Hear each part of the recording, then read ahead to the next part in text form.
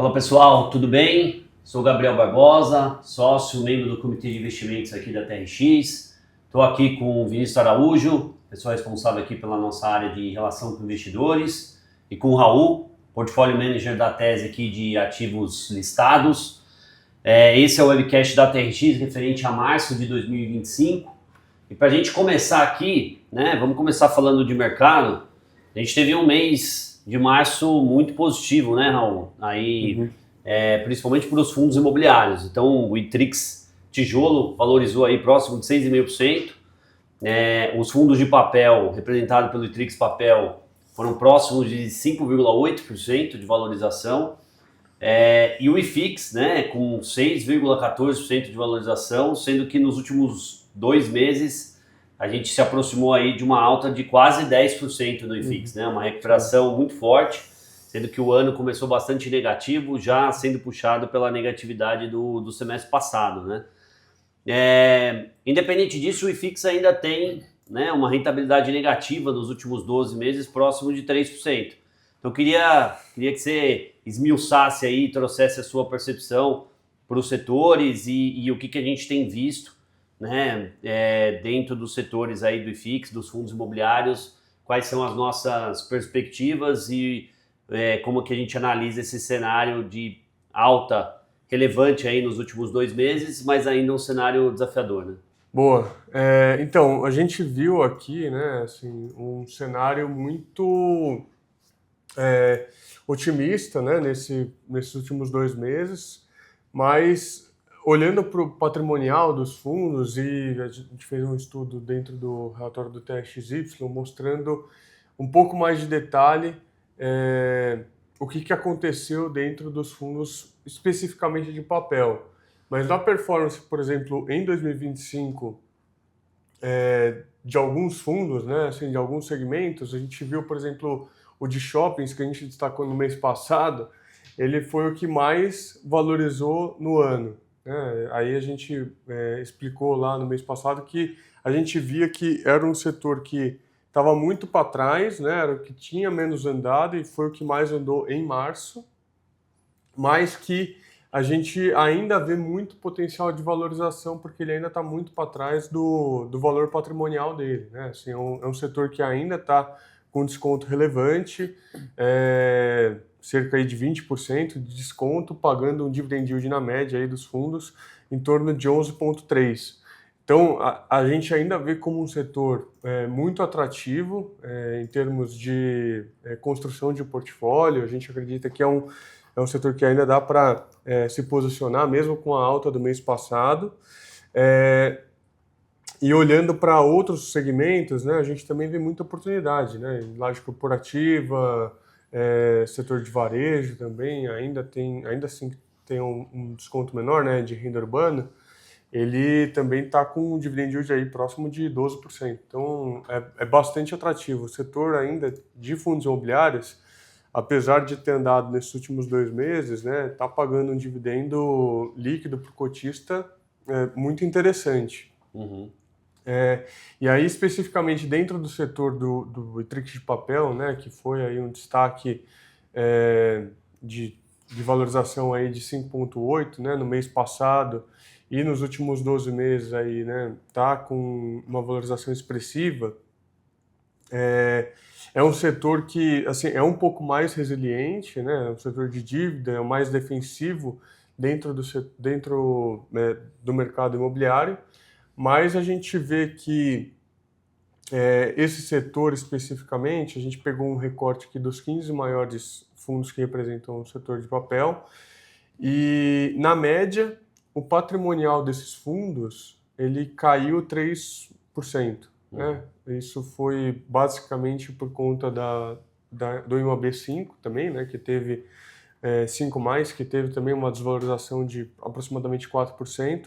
E se a gente considerar só os fundos predominantemente atrelados à IPCA, esses fundos tiveram uma desvalorização patrimonial nessa casa aí de 4%, em linha com o IMAB5+.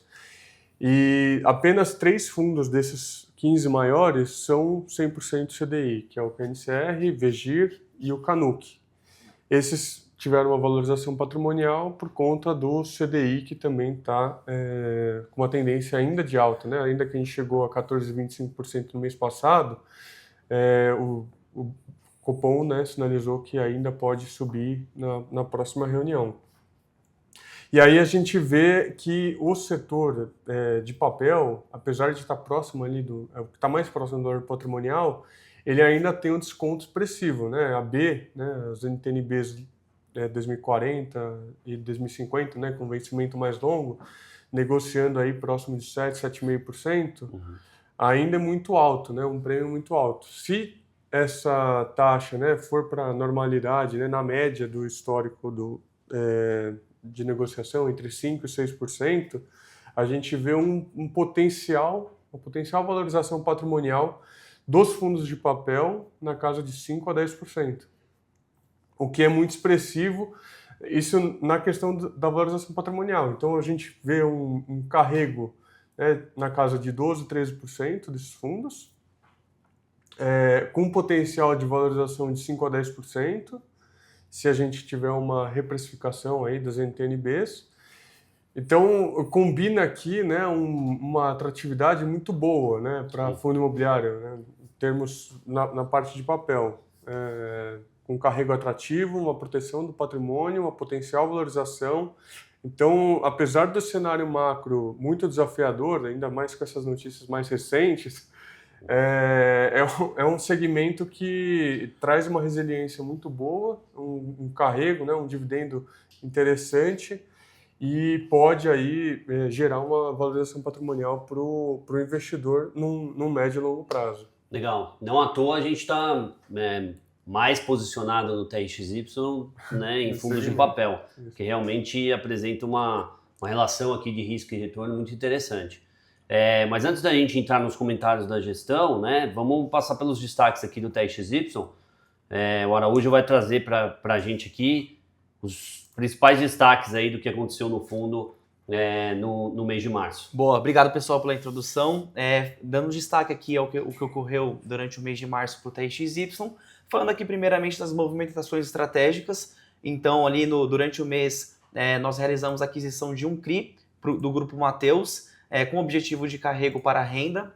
Esse ativo possui ali um retorno esperado com taxa de IPCA mais 9,5%, uma duration de 5,82 anos e representa ali aproximadamente 9% do PL do fundo.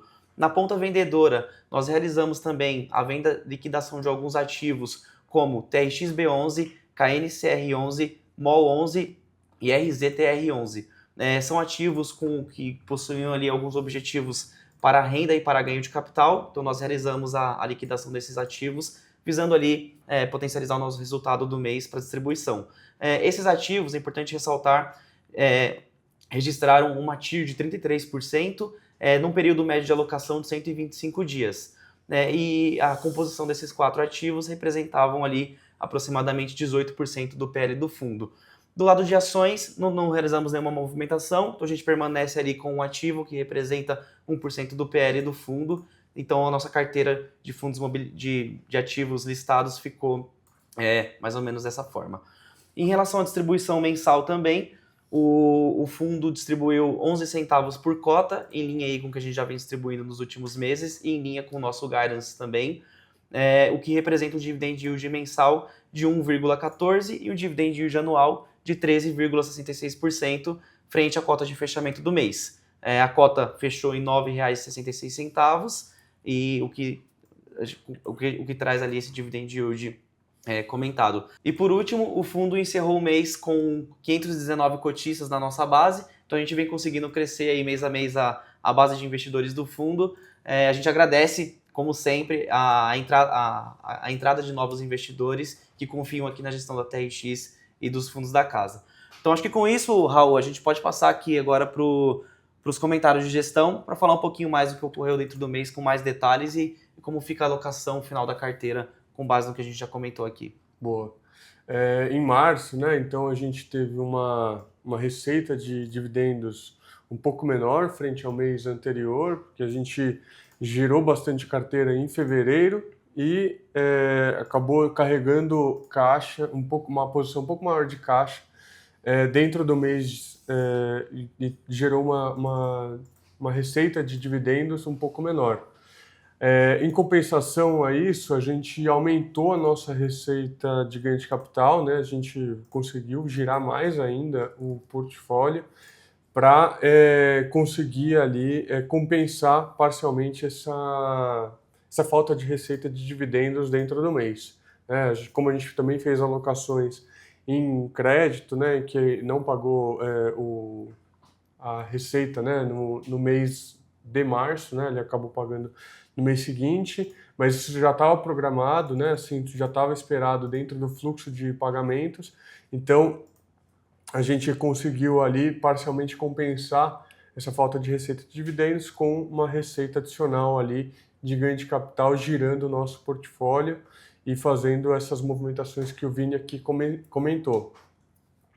Além disso, a gente fez aqui essa alocação no CRI Mateus, né, no valor de 3 milhões de reais, uma taxa aí de IPCA mais 9,5%, é uma posição para carrego, mas a gente também espera que com o fechamento de curva de juros, que a gente comentou aqui também no início desse webcast, a gente pode ali gerar um potencial ganho de capital nessa posição, por isso a gente fez uma posição um pouco maior até do que a gente está acostumado a fazer em posições aqui de crédito, né? Se a gente fez 3 posições de crédito, essa é a maior delas, mas a gente destaca que tem um potencial aqui, ganho de capital também a fazer, caso a gente tenha ali um fechamento de taxa de juros, né?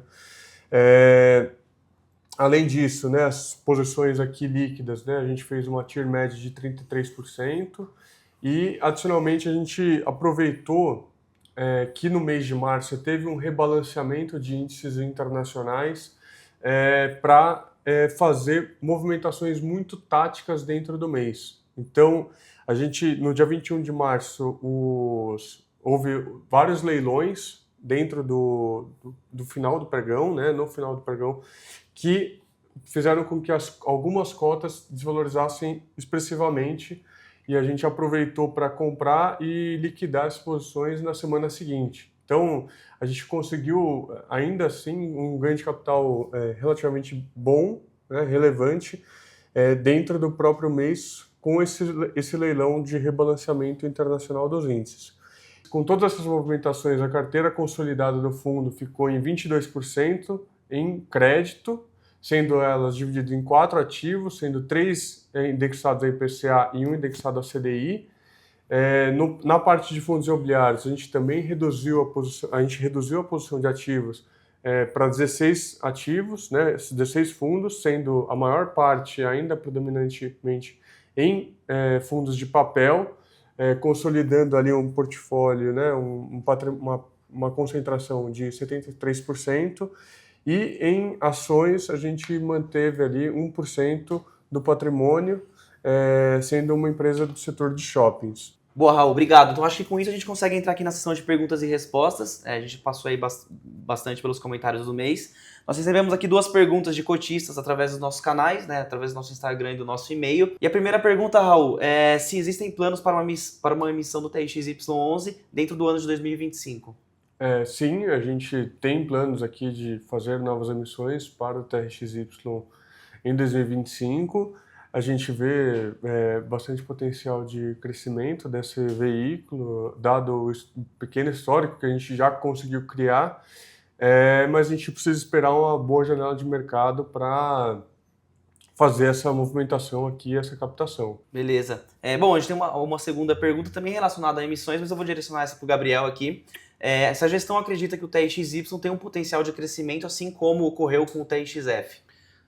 Sem dúvida nenhuma, né? Quando a gente resolveu fazer um novo fundo, foi mirando, né, o caminho que a gente conseguiu, né, seguir aí com o TXF, que começou também pequeno, né? Uma janela de mercado um pouquinho melhor, né? Pré-pandemia ali, final de 2019, começo de 2020, foi a janela do IPO TXF. Mas que depois também passou por vários momentos de desafios e a performance do TXF acho que falou por ele mesmo e ele conseguiu crescer, né, dado a qualidade do portfólio, a qualidade dos nossos inquilinos e a qualidade da gestão também na TRX, que implementou uma gestão verdadeiramente ativa aqui, e isso abriu o caminho para o fundo crescer, de novo, mesmo num cenário, né, de dificuldades. Acho que o TRXY tem o mesmo potencial, sem dúvida nenhuma. A intenção é fazer com que ele seja um fundo grande, diversificado, né, em que a gente consiga crescer e entregar um resultado diferenciado para os cotistas do TRXY. Então, com isso, sem dúvida nenhuma, os caminhos vão se abrir para que ele cresça e que siga o caminho aí do TRXF, que é o irmão maior, mais velho e maior, né? Mas o irmão mais novo está vindo ali com bastante agilidade, gerando um resultado acima do que a gente previu e continuando assim, sem dúvida, o caminho para o crescimento vai surgir. Bom, é a receitinha ali que a gente estruturou para o TRXF e agora a gente vai seguir o mesmo caminho também para o TRXY. Bom, com isso a gente encerra, aqui recebemos 2 perguntas para o TRXY, acho que a gente vai começar agora a falar um pouco sobre o TRXF, mas a gente gostaria de agradecer aqui o Raul, mais uma vez pela participação esse mês. Então, obrigado, Raul. Então, até o próximo mês, com mais comentários aí sobre o TRXY e sobre o mercado. Boa, obrigado, valeu, até o mês que vem.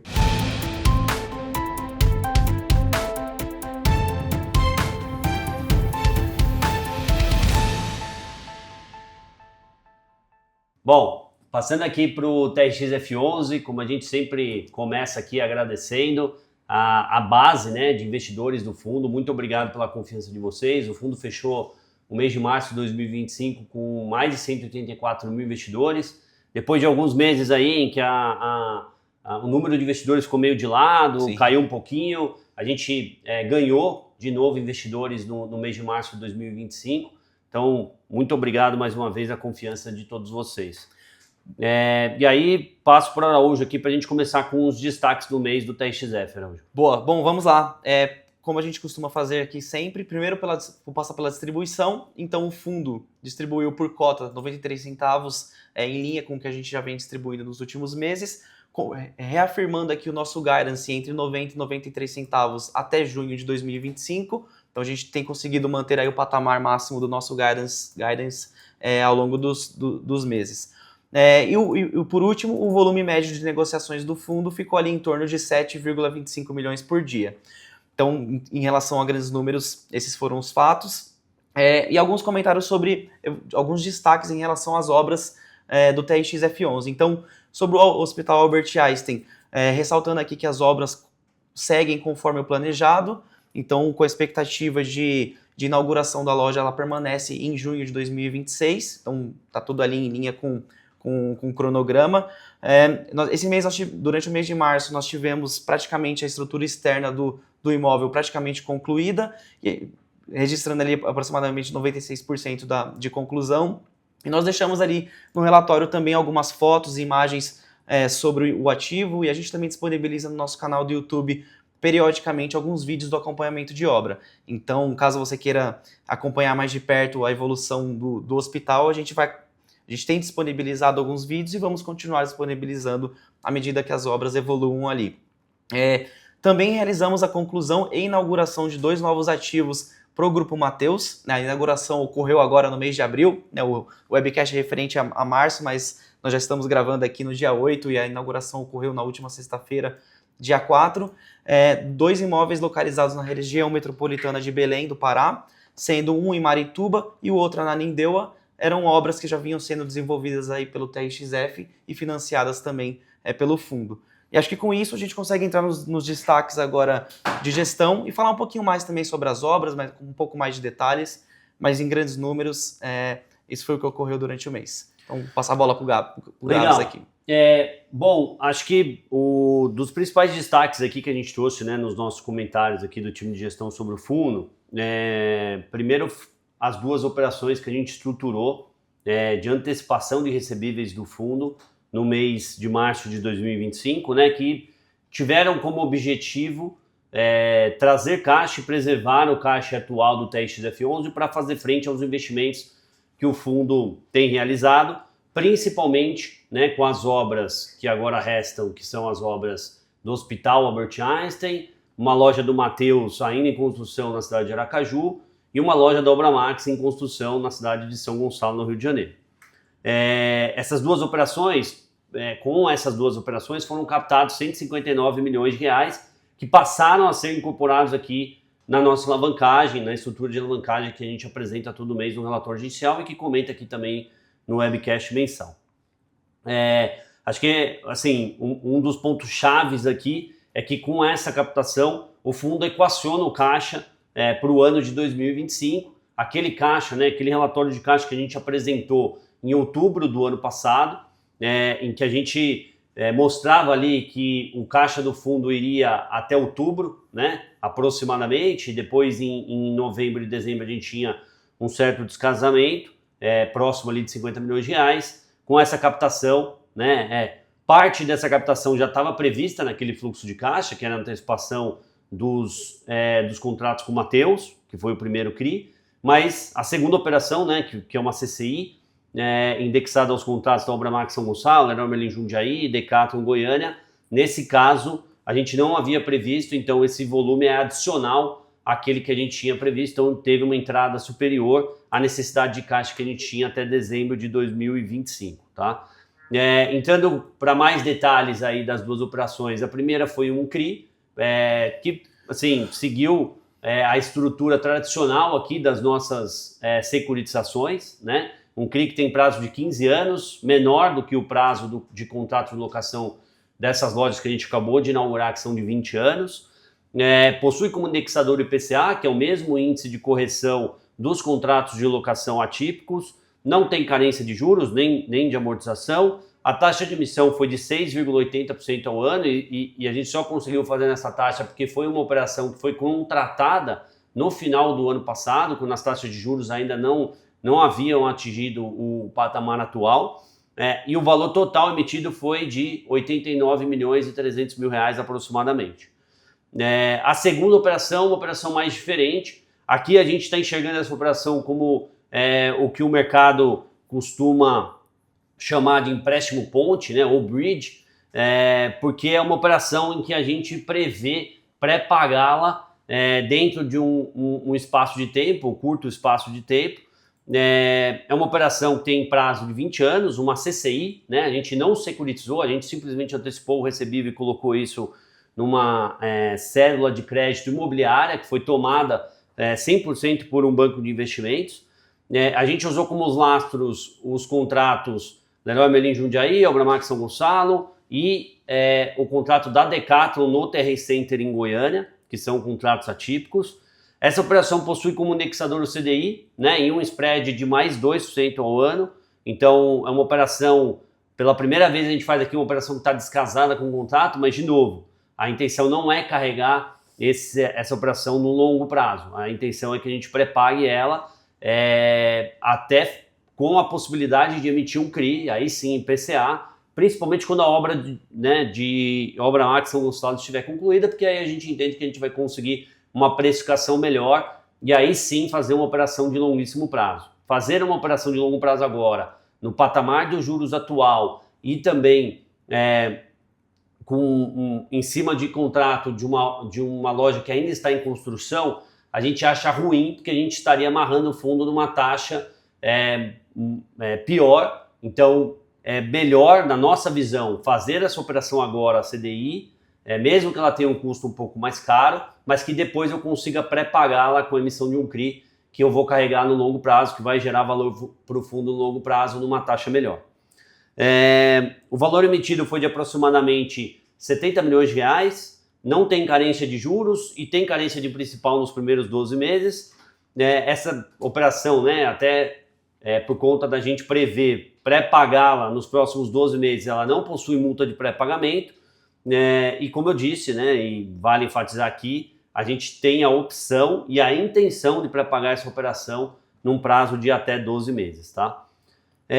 Além disso, o que a gente trouxe aqui também no relatório gerencial, que não é uma novidade, né, é uma operação que o fundo vem trabalhando nela há muito tempo, que, vamos dizer assim, se enroscou por conta, principalmente, da lentidão de órgãos públicos da cidade do Rio de Janeiro. Então, um dos imóveis que a gente está vendendo aqui, né, é a loja do Açaí em Patinga, Minas Gerais, e a loja do Açaí na Avenida Brasil, no Rio de Janeiro. A loja do Açaí na Avenida Brasil teve esse atraso nas diligências por conta de documentos que deveriam ter sido emitidos pela Prefeitura do Rio de Janeiro e que demoraram a sair, mas que estão, ou todos já foram emitidos, ou a gente está muito próximo e tem uma sinalização de que eles podem ser emitidos, e aí a gente teria a diligência concluída nesse mês de abril.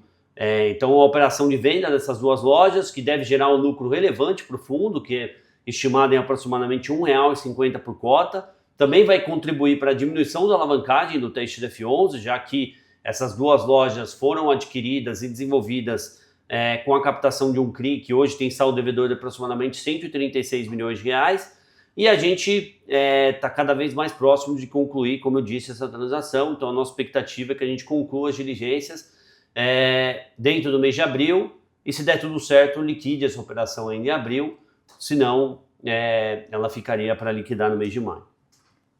Bom, e aí passando aqui para a nossa estrutura de capital, então o fundo terminou o mês com aproximadamente 3 bilhões 181 milhões de reais em ativo, né, investido, para um total do saldo devedor das nossas securitizações e operações de alavancagem aqui de aproximadamente 1 bilhão 123 milhões de reais, o que dá uma relação de securitização aí de imóveis próxima de 35%. E aí com isso acho que a gente já pode passar aqui para a nossa parte de perguntas e respostas, Araújo. Sim, nós recebemos aqui 4 perguntas sobre o TRXF através dos nossos canais. E já direcionando a primeira, acho que a gente já até comentou aqui bastante no relatório, mas vale ressaltar. Os dividendos do TRXF11 tendem a diminuir, aumentar ou estabilizar? Qual que é o guidance? A gente já ressaltou o guidance aqui para o semestre, mas como que está a nossa cabeça aí para o ano? Assim, o guidance, só enfatizando aqui, permanece, né, de entre 90 e 93 centavos até junho desse ano. Com a conclusão da venda das lojas do Açaí em Patinga e Avenida Brasil, Rio de Janeiro, a gente deve ter uma distribuição extraordinária em junho, e a partir da venda dessas lojas a gente deve já conseguir presumir o que vai ser a distribuição no segundo semestre. A tendência, tá, ainda não é um guidance que a gente consegue confirmar, mas a tendência é que a gente mantenha os 93 centavos por cota de distribuição, ou seja, o guidance vai ficar entre 90 e 93 centavos também para o segundo semestre. Essa é a tendência, tá? A gente ainda não consegue cravar porque a gente ainda depende dessa venda. Essa venda é muito relevante para o fundo, diminui a alavancagem, aumenta o lucro, enfim, libera capital para investimentos. Então, com essa venda a gente vai ter uma maior clareza e aí sim a gente vai trazer no relatório gerencial seguinte, né, posterior a essa venda, o guidance para o segundo semestre desse ano. Sim, muito em linha com o que a gente já vem fazendo, né, de divulgar ali o guidance para o próximo semestre, já no fechamento do semestre ou no último mês corrente. E falando um pouquinho de alavancagem também, como está avançando a estratégia para a diminuição da alavancagem do TXF11? A gente já comentou, né, sobre o impacto positivo da venda das lojas que estão ocorrendo, mas se puder comentar um pouquinho mais também. A gente está passando por um momento que a alavancagem do TXF11 está aumentando, né? Está aumentando um pouco. A gente chegou, como dito, próximo dos 35% Sim. de alavancagem com os números de fechamento de março. Acho que alguns meses atrás a gente tinha por volta ali de 30%, mas isso tem se dado muito em relação ao mercado mesmo, né? A situação de mercado. Então, a gente encontrou uma boa oportunidade de securitizar recebíveis no segundo semestre do ano passado, antes, né, das taxas piorarem consideravelmente. Agora a gente vem persistindo em um cenário em que é difícil, né, captar recursos, é difícil fazer liquidez com a venda do nosso portfólio de fundos imobiliários, é difícil fazer a venda de ativos imobiliários, né? Quando o mercado fica mais difícil, tudo fica mais difícil, né? Inclusive achar comprador aqui para as nossas lojas, embora a gente continue trabalhando a venda de algumas lojas, a gente até citou também sobre isso no relatório inicial do mês. Com isso, com esse cenário todo, a gente vem aumentando um pouco a alavancagem do fundo, mas é aquela alavancagem que a gente troca uma dívida de curto prazo, né, que são essas dívidas em que a gente está construindo imóveis, então a gente tem uma necessidade de caixa de curto prazo, frente a uma necessidade de caixa no médio e longo prazo, quando a gente faz a antecipação desses recebíveis, sempre buscando aqui fazer por uma taxa menor, né, do que o cap rate das operações, para que isso gere valor para os cotistas do fundo no médio e longo prazo. Acho que essa é a cabeça aqui. A venda das 2 lojas do Açaí, que está para ser concluída, deve, né, trazer de volta o patamar de alavancagem ali para próximo de 30%, 31%, 32%, equacionando mais ou menos as operações que a gente fez no mês anterior. Mas a gente continua, né, buscando no mercado formas de gerar recursos e equacionar o nosso caixa, não olhando só no curtíssimo prazo, mas olhando também no médio e longo prazo. Boa. Bom, falando um pouquinho de portfólio, como a gestão está olhando para novos imóveis além de renda urbana? Por exemplo, aumento de exposição em outros hospitais ou ativos educacionais, se isso é algo que está no nosso radar e como que está a nossa questão de portfólio? A gente, assim, segue trabalhando, né, o pipeline aqui de novos ativos do fundo. A gente gosta muito da tese de imóveis de renda urbana nesse sentido, né? Imóveis grandes, que tem uma boa proporção do terreno frente à área construída, que sejam bem localizados, que tenham inquilinos de primeira linha, que tenham flexibilidade de uso, né? Então, com isso, a gente ainda enxerga muito potencial no setor de grandes lojas de varejo, né? E principalmente no varejo essencial, que é o que a gente tem feito mais no TXF11. A maior parte da nossa originação ainda está direcionada para esse tipo de ativo. Em hospitais, a gente fez, né, como eu disse, a operação lá com o Albert Einstein, mas a gente busca operações muito específicas nesse segmento. Então precisam ser localizações muito óbvias, que a gente não tenha nenhuma dúvida, e com as redes de primeiríssima linha, né? É isso que a gente procura aqui, ou que faz a gente brilhar o olho quando chega aqui uma operação de hospital para a gente avaliar. Educacional já é um segmento que a gente olha menos, porque a gente entende que a flexibilidade de uso, né, no educacional é difícil, as redes não têm uma qualidade de crédito também tão óbvia, para você fazer contratos de longuíssimo prazo e ficar, né, seguro com esses contratos. Então a gente prefere olhar educacional mais de longe, mas de novo, surgiu uma operação específica, muito bem construída, que gere valor para o fundo, a gente pode olhar também, tá? Boa. Bom, então agora a gente tem aqui a última pergunta, também falando um pouco mais sobre a dívida. A CCI foi a primeira operação com indexador atrelado ao CDI, que é diferente dos contratos de locação. Como a gestão tem enxergado e planejado o caixa apresentado, considerando o caixa de outubro de 2024, como a gente avalia esse impacto no curto prazo em relação a esse descasamento de índice com os contratos? Bom, foi aquilo que a gente falou, né? Assim, a gente abre mão aqui de um pouco de rentabilidade no curto prazo para conseguir gerar valor para o fundo no médio e longo prazo depois, né? Acho que essa é a nossa cabeça quando a gente construiu essa operação. A gente está tomando um dinheiro que vai ser direcionado principalmente para as obras que estão em andamento aqui, com destaque para a obra Max São Gonçalo e Mateus Aracaju, né? Que são as 2 lojas que devem ser entregues ainda ao longo desse ano.